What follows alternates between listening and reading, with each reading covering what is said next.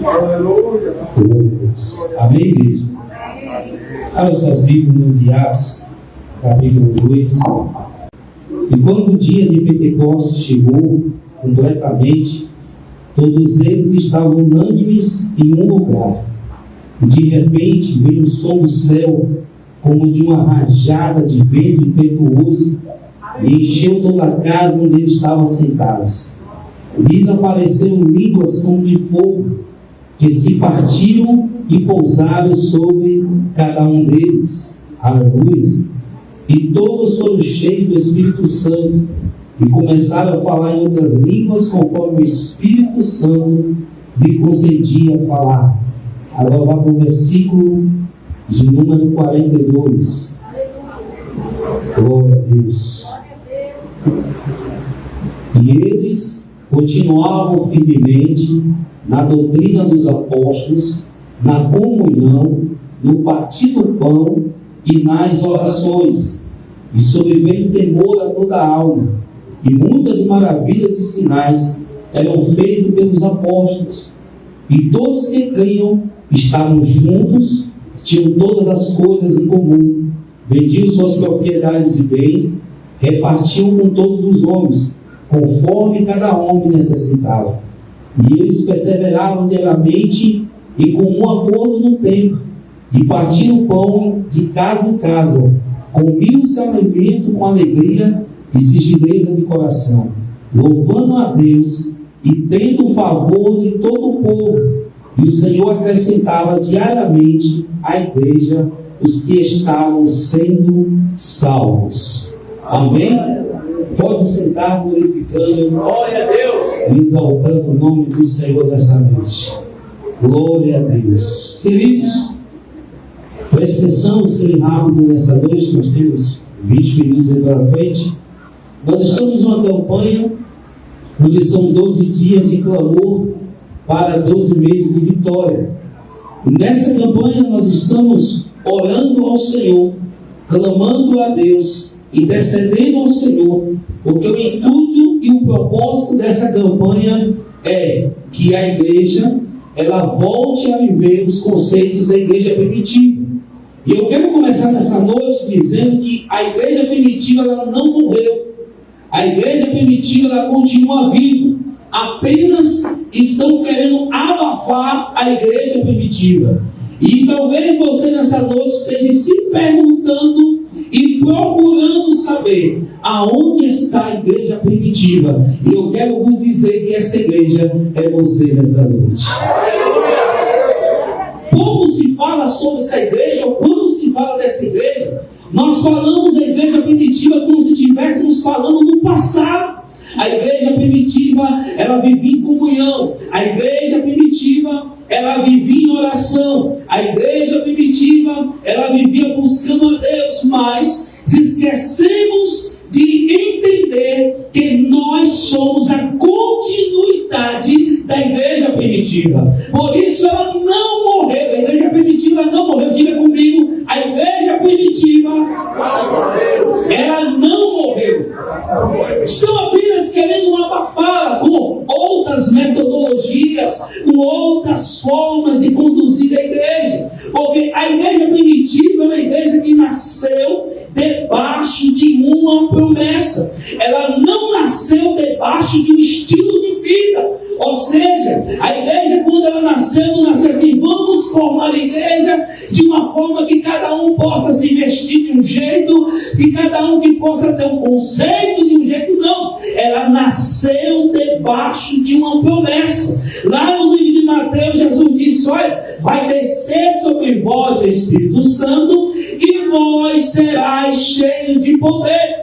Então a igreja primitiva ela não nasceu debaixo de uma estratégia humana, mas ela nasceu debaixo de uma intervenção divina. Ou seja, no meio da história, Deus para e faz que nascesse a igreja primitiva. Ela não nasceu de um conceito humano, não, mas ela nasceu de uma estratégia que nasce da parte de Deus. Ou seja, é uma igreja que nasceu debaixo de uma promessa.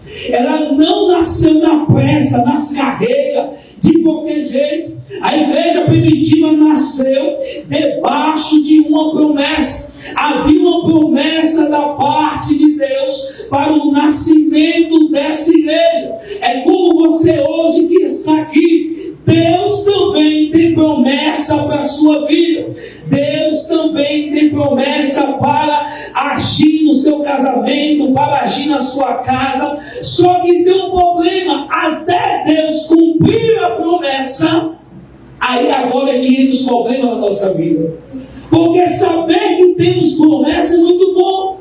Saber que Deus nos prometeu algo é muito bom.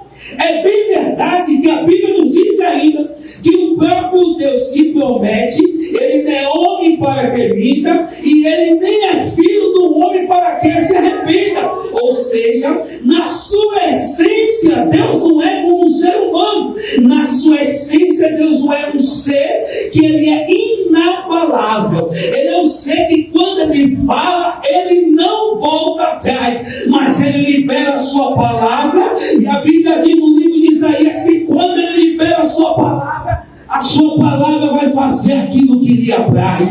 A sua palavra vai fazer aquilo que Ele quer. E ninguém pode escapar da mão desse Deus Todo-Poderoso. Só que tem um porém. A promessa também, para ser cumprida, ela não depende só de Deus. Deus é o autor da promessa. Mas se nós não tivermos sendo obedientes, a promessa não irá se cumprir.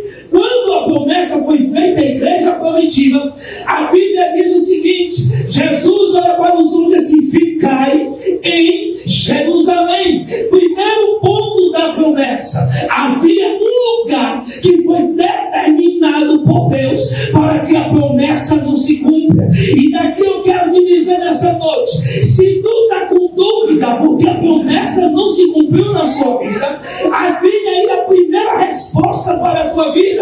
Para a promessa se cumprir, você precisa estar no lugar estabelecido por Deus. Por Deus olhou para os discípulos, para os apóstolos e falou: vou descer sobre vós o meu Espírito. Mas não é em qualquer lugar, não é em qualquer momento, é em Jerusalém, o lugar onde eu vou derramar a minha promessa. Primeiro ponto para a promessa se cumprir: existe um lugar que Deus vai requerer. Vai ter momentos que Deus vai te dizer: olha, sai daqui e vai para lá, para que eu cumpra a minha promessa. Vivemos em dias em que as pessoas que têm promessa, em vez de se humilhar, buscar a presença de Deus para saber a direção para o cumprimento da promessa, ela se enche de orgulho. A gente vai conversar com as pessoas e falar: olha, não é esse, o caminho é esse, não age desse jeito. As pessoas olham para a gente assim: é por promessa, mas não é assim não, meu querido. A Bíblia diz: ficai em Jerusalém. Jerusalém é um lugar de quebrantamento. Jerusalém é um lugar onde Deus manifestava a sua glória. Jerusalém é um lugar onde o homem tinha que reconhecer que a glória é de Deus e que o homem é pó e ele não é nada. Por isso, quem tem promessa de Deus, a primeira coisa que ele tem que fazer é se quebrantar na presença dele. Temos até o hino que diz: não morrerei enquanto a promessa não se cumprir. Quem tem promessa de Deus e não desiste não, e tenha fé. Esse hino não é uma realidade, porque quem mais está morrendo hoje é quem tem promessa. Quem mais está morrendo hoje é quem tem a promessa de Deus. Quem mais está desistindo hoje é quem tem promessa. Sabe por quê? Estão recebendo uma promessa como algo de orgulho, como algo que eu tenho promessa, eu estou imune, eu posso fazer o que eu quiser, a vida é minha, eu ajo do jeito que eu quero, porque eu estou debaixo de uma promessa. Deixa eu te dizer uma coisa nessa noite: você pode até estar debaixo de uma promessa, mas se não tiver em Jerusalém, a promessa não se cumpre. Glória a Deus! Primeiro passo para a promessa se cumprir: estavam todos reunidos em Jerusalém. Existe um lugar que Deus quer cumprir a promessa dele. Tem pessoas que saem da presença de Deus, vagam o mundo por vários lugares, mas ele ainda não conseguiu entender que Deus, ele não anulou a sua promessa. Ele quer cumprir a sua promessa, só que você está no lugar errado. Aleluia. Sabe por quê? Quando você vai para o livro de Mateus, a Bíblia vai dizer que o sol e a chuva, ela vai cair para todos. Não há distinção de pessoa. Se você pode ser cristão ou não, você pode ser quem for. O sol, a chuva, o ar que respiramos vai ser derramado para todos. Mas a Bíblia diz que existe bênção que está reservada só para aqueles que são filhos. E se aqui tem filho de Deus nessa noite, levanta a tua mão e começa a glorificar. Aleluia! Existem bênçãos que estão reservadas só para os filhos. Ó, pastor, abre mais um leque para que eu possa entender. Quando você nasce, querido, a Bíblia diz que você é uma criatura. Livro de João vai dizer que Deus lhe criou. E a criatura, ela só tem o direito de respirar, tem o direito do sol, tem o direito da chuva e comer o pão de dores. Mas a Bíblia vai dizer que aquele que aceita Jesus como Senhor e Salvador se torna filho. E uma vez sendo filho, você tem acesso aos céus, você tem acesso à salvação, você tem acesso ao Espírito Santo, você tem acesso à ajuda de Deus, você tem acesso ao livramento. Ah, pastor, quer dizer que pelo fato de eu não ser crente, eu não tenho livramento? Tem, mas o seu livramento é terceirizado. É porque alguém está orando por você. Mas Deus quer te dar a graça sobre você, uma unção sobre você. Ei, aquilo que você está pedindo a Deus, que você ainda não recebeu, sabe por quê? Só vai ser liberado quando você se tornar filho. Primeira parte da promessa: estavam em Jerusalém. Só está em Jerusalém também a promessa não se cumpre. Aí a Bíblia vai dizer que estavam todos reunidos. Ou seja, eles estavam juntos no mesmo lugar. E juntos no mesmo lugar, eles não estavam parados. Eles estavam com a mesma comunhão. Eles estavam na mesma dimensão. Eles estavam falando a mesma língua. E quando dentro da igreja há uma mesma comunicação, há uma só adoração, há um só pensamento, sabe o que acontece? Você não precisa nem orar. Os céus se abrem e começam a se manifestar. Você sabia que existe coisa na nossa vida que você não precisa nem orar? Que só a forma como você se posiciona, os céus se manifestam. Você vai ler o texto de Atos capítulo 2. A Bíblia vai dizer que quando estavam em Jerusalém, estavam reunidos em oração. A Bíblia vai dizer que o céu se abre e de repente vem um vento impetuoso. Só que quando esse vento entra, Deus, ele vai dar evidências que é Ele que está agindo. Que evidência é essa? A Bíblia diz que tem som, a Bíblia diz que tem fogo e tem plenitude do Espírito. Quando você vive em comunhão, em unidade, falando a mesma língua, Deus vai se manifestar e ainda vai dar evidências que Ele está agindo na sua vida. Glória a Deus. Aí sim a promessa de Deus vai se cumprir no meio da igreja, porque existe um princípio: quando o Espírito de Deus desce, a igreja se levanta, porque tem muitos lugares que a igreja está parada, estagnada, porque estão abafando a presença do Espírito Santo de Deus. Mas neste lugar, nós cremos, acreditamos, perseveramos e anelamos pela presença do Espírito de Deus, porque só Ele pode mudar a nossa história. Aleluia! Só que quando nós vamos ver a promessa, a descida desse Espírito, ela não está limitada ao tempo de Atos. A descida do Espírito, ela está aberta para as famílias de hoje e para as próximas gerações. Por isso que ele disse que a igreja primitiva não morreu. Estão querendo abafar a igreja primitiva. Por quê? Queridos, a igreja ela não veio para ser amigo de ninguém. A igreja não veio para fazer amizade com ninguém. A igreja veio para trazer palavra de confronto para as pessoas. E quando nós trazemos palavra de confronto, isso incomoda. Quando a igreja se torna amigo de alguém, tem alguma coisa de errado. A igreja tem que incomodar, porque a palavra de Deus é: arrependei-vos, porque é chegado o reino dos céus. E se incomoda.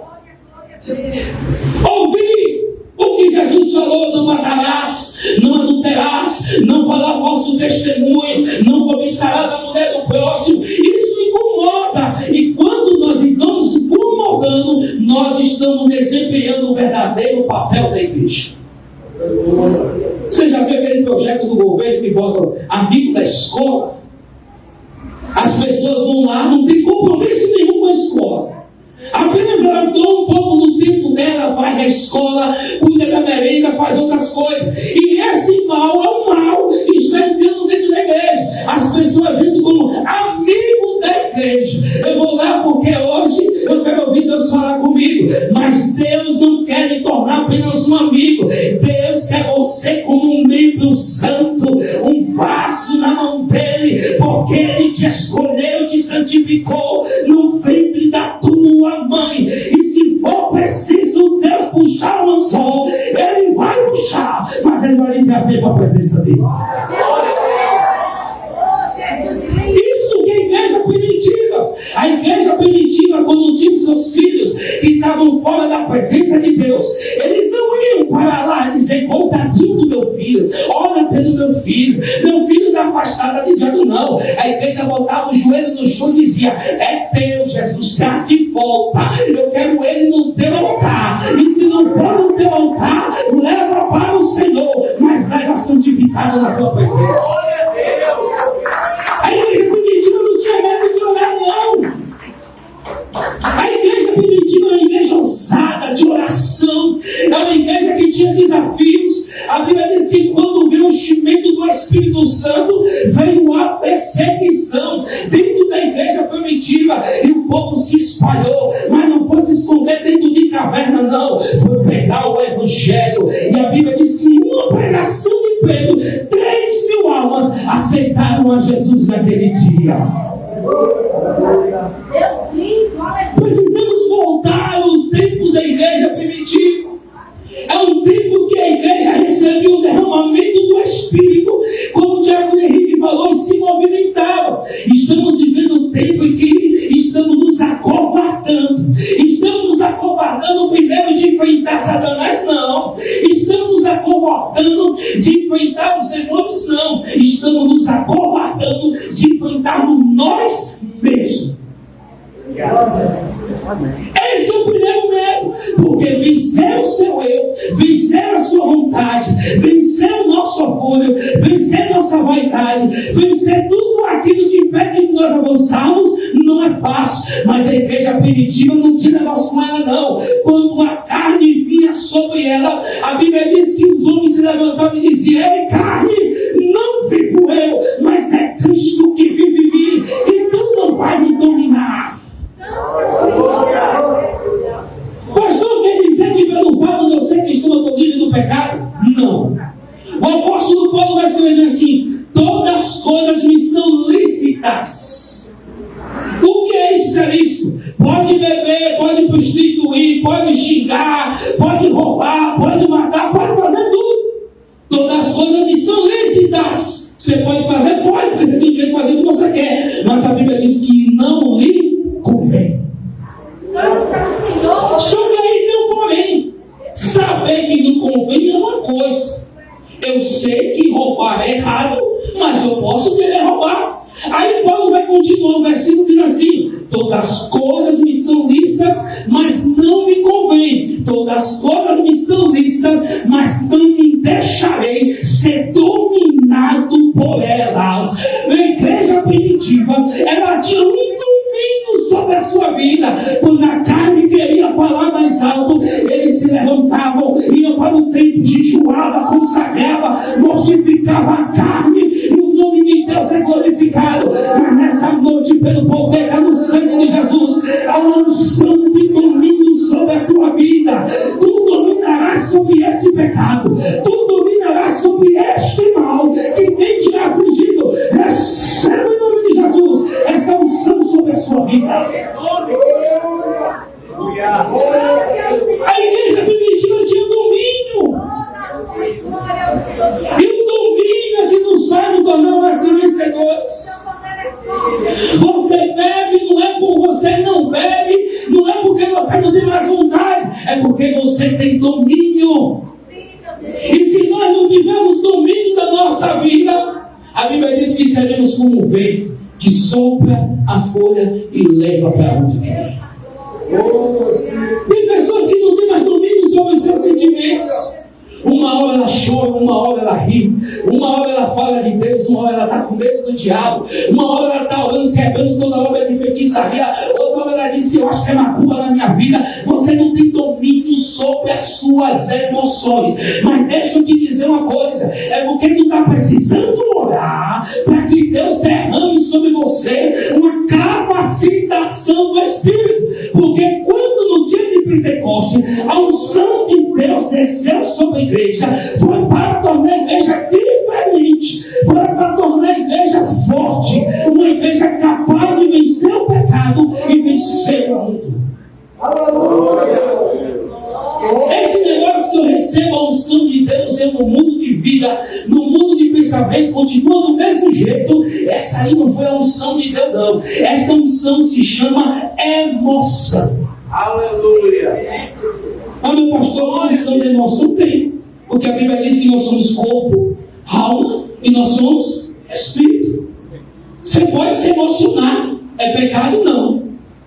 Você vai se alegrar, é pecado? Não. Mas na hora de combater o mal, na hora de permanecer firme, você precisa agir com a razão. E o poder de Deus, quando desce na vida de alguém, na vida de alguma pessoa, ela desce tão avassalador que ela vem de forma transformadora. Versículo 42 que nós lemos, eu já encerro aqui. Quando houve o derramamento do Espírito, a Bíblia vai dizer o seguinte: primeiro ponto de quem está cheio do Espírito Santo, a Bíblia diz: e perseveraram. Quem é cheio do Espírito Santo, ele persevera. Pastor, aí é a confusão. Mas eu não posso me entristecer, mas eu não posso ficar cabisbaixo, eu não posso pensar em desistir. Pode. Nós somos seres humanos, mas mesmo capengando, eu continuo. Mas mesmo triste, eu vou continuar. Eu não estou sentindo nada hoje, mas eu vou para a igreja do mesmo jeito. Eu estou meio triste e abatido, mas eu vou continuar, eu vou perseverar. O meu filho está fora da presença de Deus, mas eu continuo acreditando que Deus vai fazer.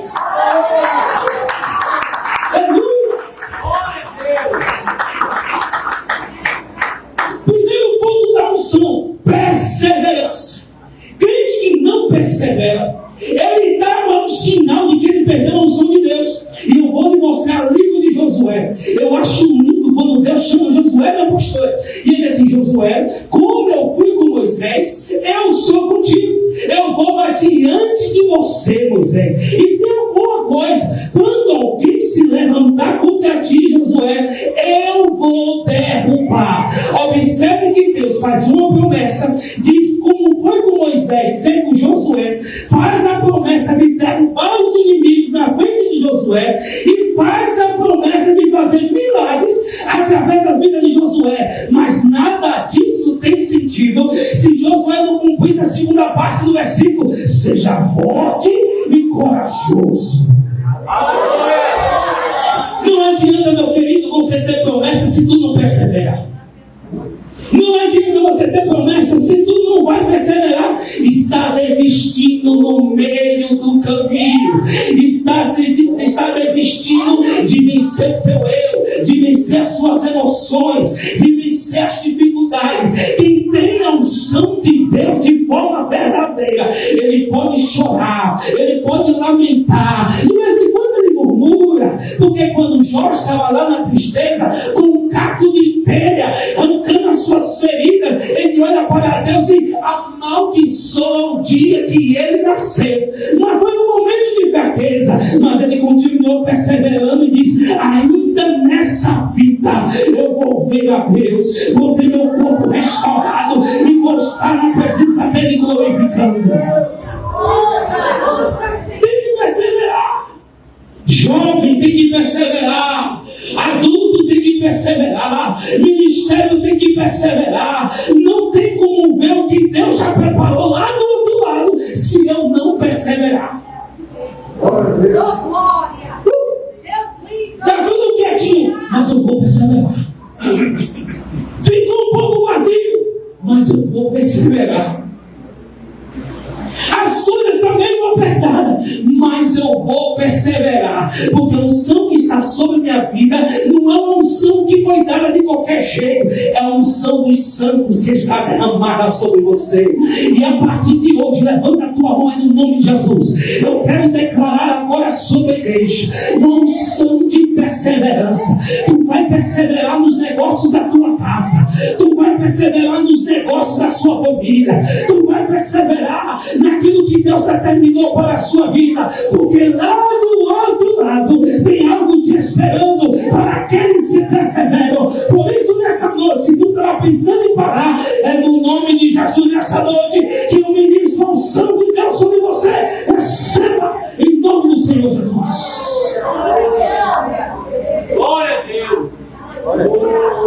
O salmista vai escrever um salmo doloroso, e no momento da sua dor, muitos olham para o salmista e dizem assim: olha, aquele que leva sua preciosa semente. Só que para levar a preciosa semente, não é de qualquer maneira. Se tu for levar a preciosa semente, segura essa aí. Se você for levar sua preciosa semente de qualquer maneira, você vai derrubar em lugar errado. E o inimigo da sua alma vai arrebatar os sonhos da sua mão.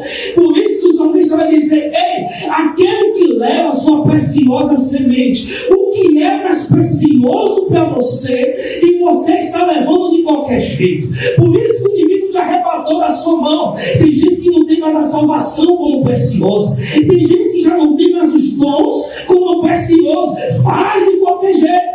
Tem gente que já não tem mais a vida com Deus, mas como precioso. Está levando a vida de qualquer jeito. E o inimigo está arrebatando. Aí você diz: ah, pastor, mas é muita luta, é muita dificuldade. Mas deixa eu te dar uma revelação. A Bíblia diz que aquele que leva a sua preciosa semente é andando e chorando, andando e chorando, andando e chorando, trará consigo os molhos de vitória. Olha para o seu irmão assim: é andando e chorando. Só que se alegre que o choro dura uma noite, mas a alegria vai vir ao amanhecer. Talvez você está andando para pessoas que estão andando e se alegrando. Só que essa alegria é uma alegria passageira. Quando o crente ele vai andando e chorando, Deus entrega a verdadeira alegria. Olha para o Senhor dessa noite e diga assim: ó, chega de ter momentos de alegria. Deus quer te dar a verdadeira felicidade.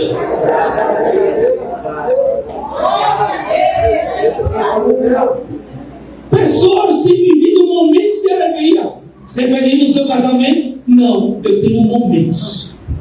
Você é feliz no seu trabalho? Não, eu tenho momentos de felicidade. Até quando eu estou no lazer, pastor, eu não consigo ter um momento, eu não consigo nem ter um momento de felicidade, porque quando eu não telefonema, é um problema, é isso e aquilo. Só que Deus não quer te dar momentos de felicidade. E pessoas que vivem momentos de felicidade é porque está no lugar errado, fazendo escolhas erradas, tomando decisões erradas, andando com pessoas erradas, casando com pessoas erradas. Aí você vai ter momentos de felicidade. Mas quando você está na direção de Deus e quando todo mundo está leve, você chora. Mas tem, porém, quem está na direção de Deus, a sua tristeza se tornará em alegria.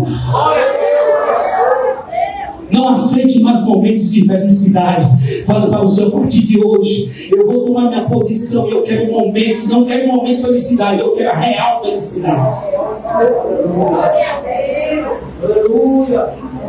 Quando é que eu sei que eu estou feliz com Jesus? É simples. Tem um hino que fala assim: essa paz que sinto em minha alma não é porque tudo me vai bem. Essa paz que sinto em minha alma é porque eu amo meu Senhor. Não olha as circunstâncias, não, não, não. Olha o seu amor. Não vive por vistas, alegre estou. Será que você precisa ver, enxergar, sentir para ter paz? Quando você tem a verdadeira paz, você não vê, você não sente, você não escuta, mas você tem a certeza que Deus está no controle. Primeiro ponto para a promessa se cumprir: perseverança. Segundo, vamos correr. Eles perseveraram na doutrina dos apóstolos.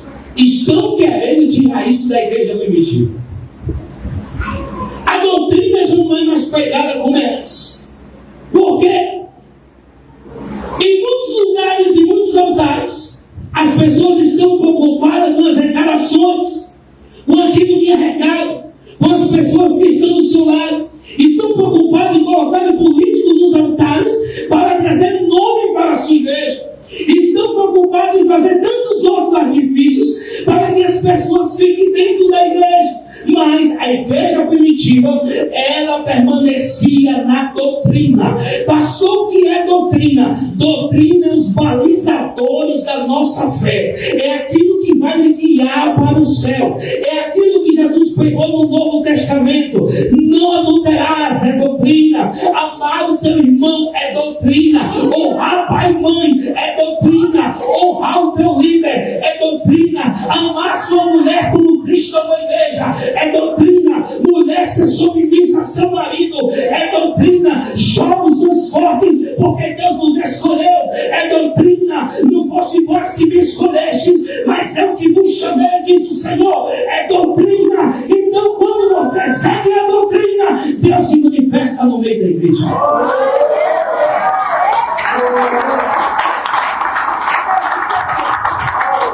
Isso que eu vou dizer.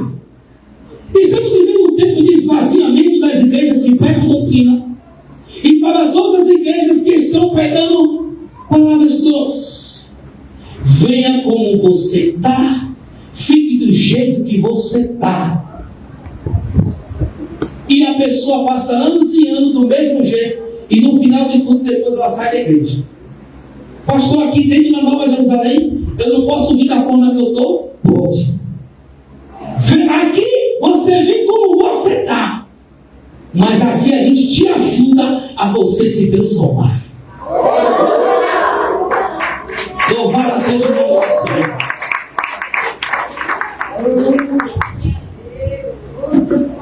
Deixa eu te dizer uma coisa. Estamos vivendo um tempo de esvaziamento das igrejas que têm doutrina. Escute o que eu estou lhe falando e marque o dia na sua agenda. Mas, se você for pegar fundo da Bíblia, existem dois elementos que Jesus sempre trabalhava para dar alimento ao povo. Chama-se pão e peixe. Biblicamente falando, quando você come peixe direto, você enjoa. Mas ninguém enjoa do pão. Existem pessoas que estão indo para as igrejas do peixe. Está vaziando a igreja do pão. Estão indo para as igrejas que dão peixe. Fui assado, bonitinho. Tem uns que já vêm até sem espinha para você se machucar. Mas vai chegar um tempo que as pessoas vão enjoar. Elas vão procurar ouvir Deus falar e não vão ouvir.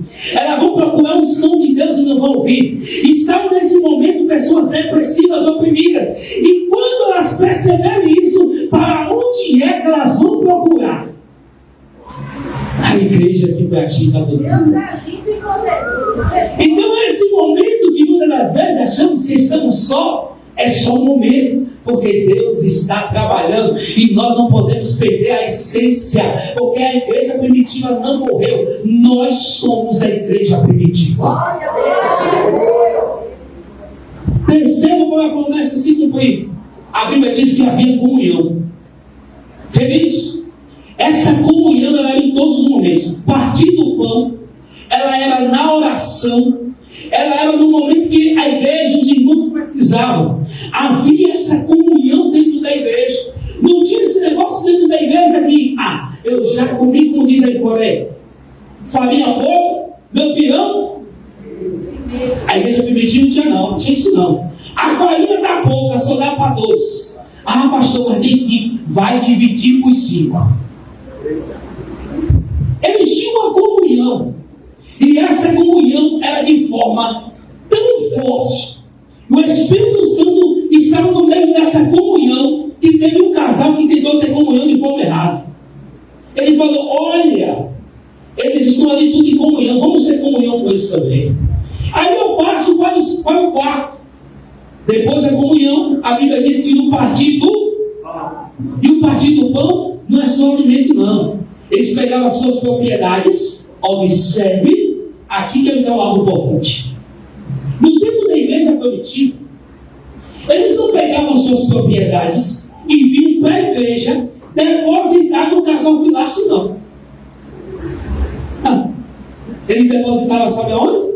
No pé dos apóstolos. Porque tem pessoas que reclamam dos dízimos da oferta, muitas das vezes, que entram na igreja.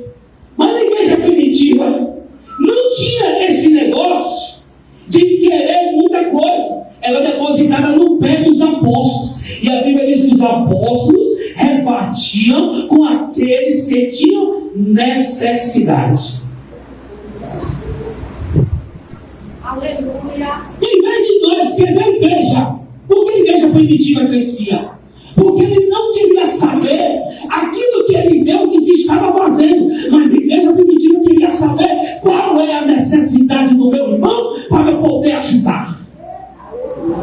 Aleluia! Esse era o pensamento da igreja primitiva. A igreja primitiva não chegava aqui e falava assim, olha, eu vou pegar essa Bíblia aqui, vou colocar na sua mão, meu pastora, vende aí por R$200. Aí a pastora vende a Bíblia, no outro dia eu chego. Para onde foi esses 200? A senhora repartiu com quem? Não, a igreja primitiva chegava aqui e falava assim, quem é que está com necessidade, pastora? O irmão João, olha, uma Bíblia aqui, ó, vende aí e paga, faz algo na vida do irmão João. A igreja primitiva, ela não se preocupava com quanto entrava ou que estava sendo doado. Era uma preocupação com a necessidade do próximo. Depositava-se no pé dos apóstolos. Aí tinha um casal, Ananias e Safira, falou, rapaz, esse negócio, a comunhão lá é forte. Eu vou fazer o seguinte, vou pegar um terreno meu ali, que eu estou cheio de propriedade, vou vender esse terreno e eu vou entrar nessa comunhão aí. Eu vou entrar nessa comunhão, nesse partir do pão, e eu vou sair bem na vida. Aí ele vende, vamos dizer que vendeu o terreno por 30 mil. E eu não tenho mais terreno de 30 mil. Vendeu o terreno de 30 mil. Aí eles colocam 15 no bolso e 15 vai depositar nos pés dos apóstolos. Aí o Pedro vai para ele assim, ei, por quanto tu vendeu isso aí? Pensa. Eu vendi por 15. O que, rapaz? Por 15 mesmo foi. Aí ele falou, olha, porque tu mentiste ao Espírito Santo e não a mim, e não foi a mim, tu irás morrer. Ele, pum, cai.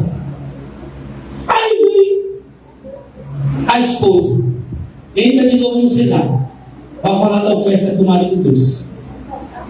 E aí pergunta, por quanto vocês venderam o terreno? A gente vendeu por 15 mil. Olha, teu marido mentiu, e porque tu mentiu também aos pés dele aí. Pum, ela morreu. Sabe por quê?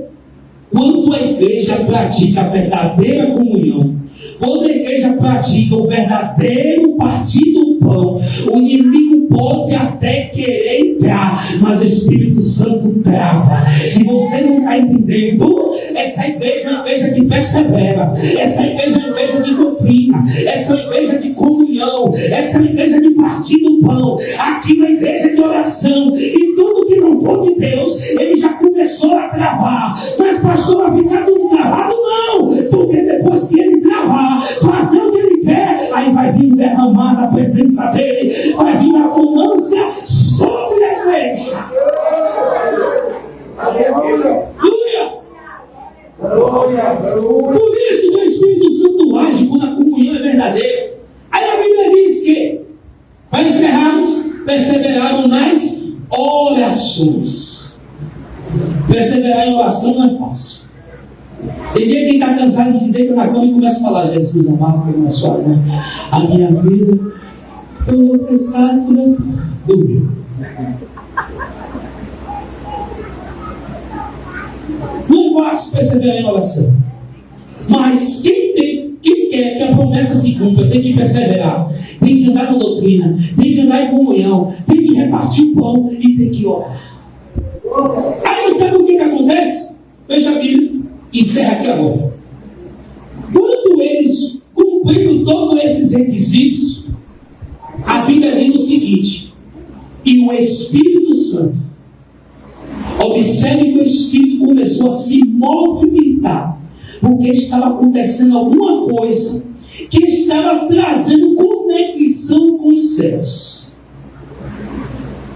Muitas das vezes queremos nos conectar com outras coisas, mas quando nós praticamos a comunhão, o partir do pão, oração, doutrina e persevera, a Bíblia diz que esses elementos nos conectam com o céu. Aí a Bíblia diz que o Espírito Santo começou a se mover dentro da igreja. E a Bíblia diz que todos os dias que o templo era aberto, Deus acrescentava aqueles que haviam de ser salvos.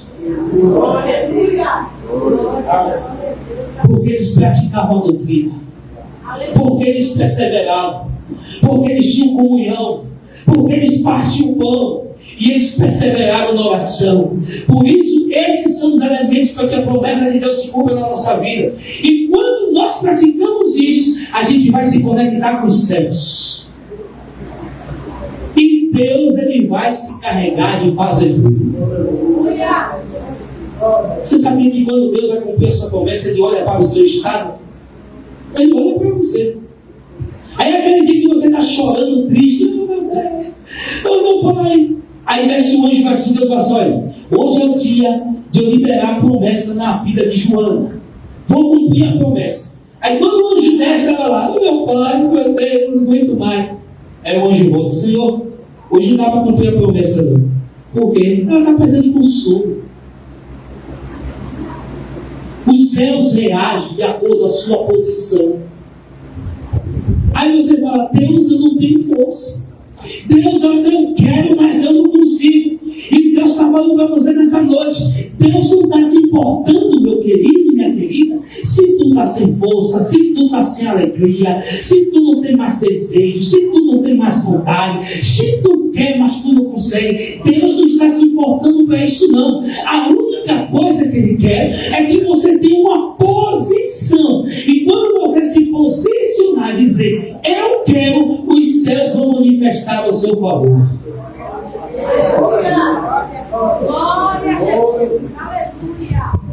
Lembra da mulher do fluxo de sangue? Foi o que ela disse: olha, eu já perdi tudo, eu não tenho mais esperança. Eu quero só um toque. Se eu tocar nas vestes dele, você coloca. Jesus olha assim: quem me tocou? Quando você se posicionar nesses 4 elementos da igreja primitiva, Deus vai fazer algo na sua vida. E quando nós nos posicionarmos como igreja, que já começamos, diga: eu creio, Deus está fazendo algo. Quem crê nisso? Os irmãos aí que não estão crendo não, viu? Glória a Deus! Olha para ele aí, dá uma palavra de fé, olha para ele aí e diga assim: ó, você não precisa ver, você não precisa sentir nada, você só precisa acreditar.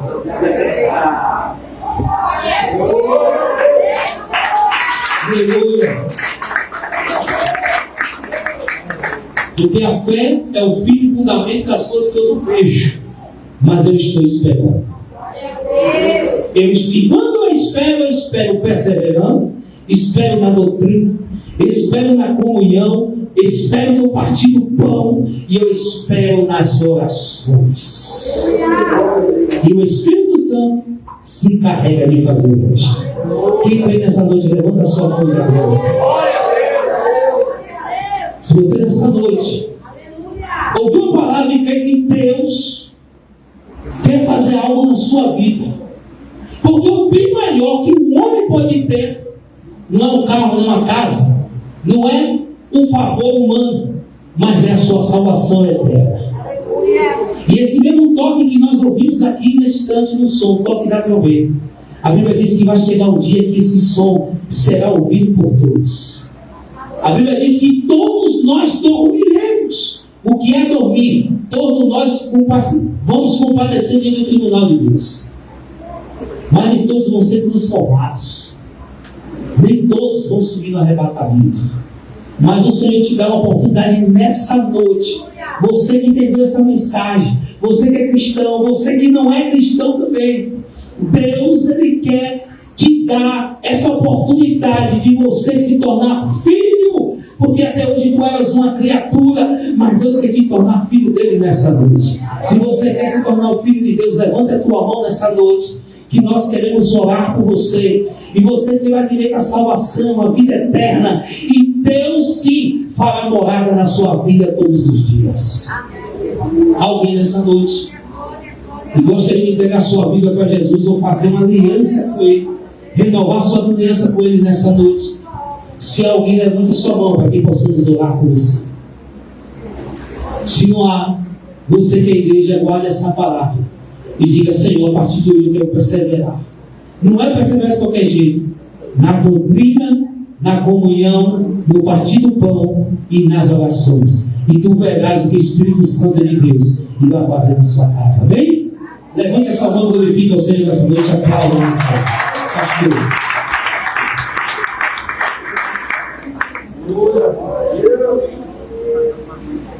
Aleluia. Amém, igreja do Senhor. Amém. Vamos colocar de pé.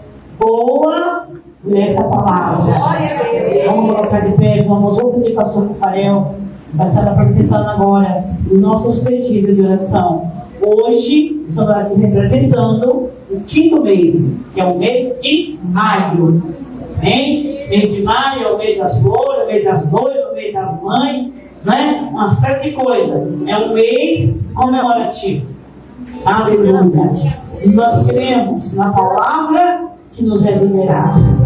Glória a Deus. Amém, meu pastor. Você vai orar comigo. Um obreiro, por favor, vai dar aqui. Aleluia.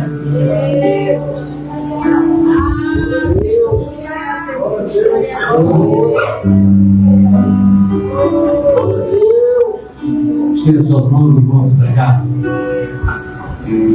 Deus de Abraão, Isaac e Jacó, bendito é o teu nome para todo sempre. Exaltamos o Senhor e crendo na tua soberania e no teu poder. Vai, neste momento, nós apresentamos a ti cada pedido de oração que se encontra nesse recipiente. Senhor, nesse ato de fé nós cremos que o Senhor já operou grandes sinais, que o Senhor já respondeu aqueles pedidos que aqui estão. E eu sei, Senhor, que ao término, Senhor, desta campanha, o Senhor responderá mais e mais. Pai, nós te pedimos em nome de Jesus. Deus, sela, Senhor, nesta noite, a petição dos teus filhos, a petição do teu povo. Responde para que teu nome venha ser glorificado. Pai, nós apresentamos ao Senhor na certeza da vitória, na certeza que o Senhor já cumpriu cada pedido, cada propósito que aqui está. Pai, nós pedimos a tua bênção, pedimos a tua providência e pedimos a ti, Senhor, não tarde em nos responder. Todas estas coisas nós clamamos e te pedimos em nome de Jesus Cristo. Amém. E graças a Deus.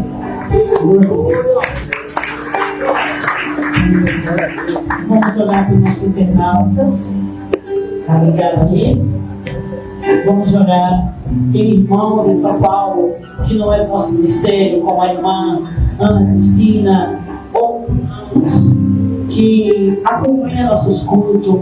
Meu irmão Noel Messias, minha família, tá? Muitos irmãos aí acompanham, estão fazendo a campanha conosco.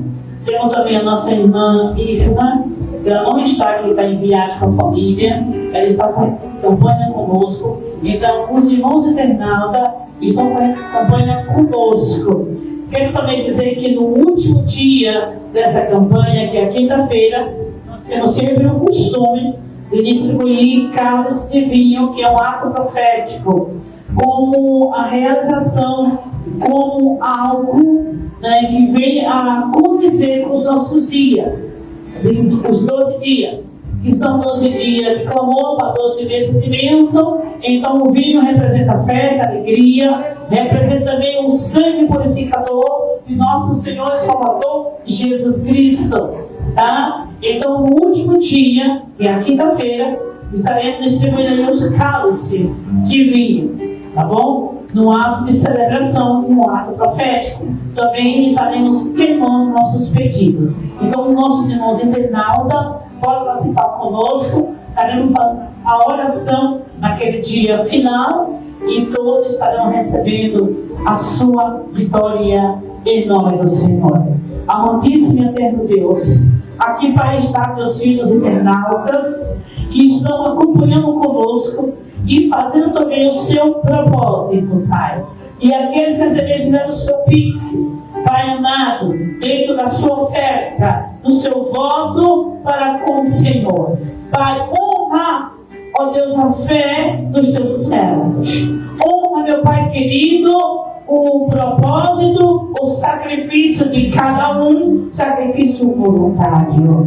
Quando há sacrifício, há um benefício. E nós cremos, Pai, no milagre, na resposta assertiva e decisiva para cada um dos nossos irmãos, a começar na minha família e nos teus servos ali, na nossa congregação em Santo André. Abençoa ao Deus também que essa live possa também ser um mecanismo para abençoar vidas e famílias. Pai, aqui, Senhor, eu entrego nas tuas mãos a vida da irmã Ana, da irmã Irma e os demais que estão aí participando. Sela hoje, Pai, sela hoje o milagre e a benção dos teus filhos, em nome de Jesus.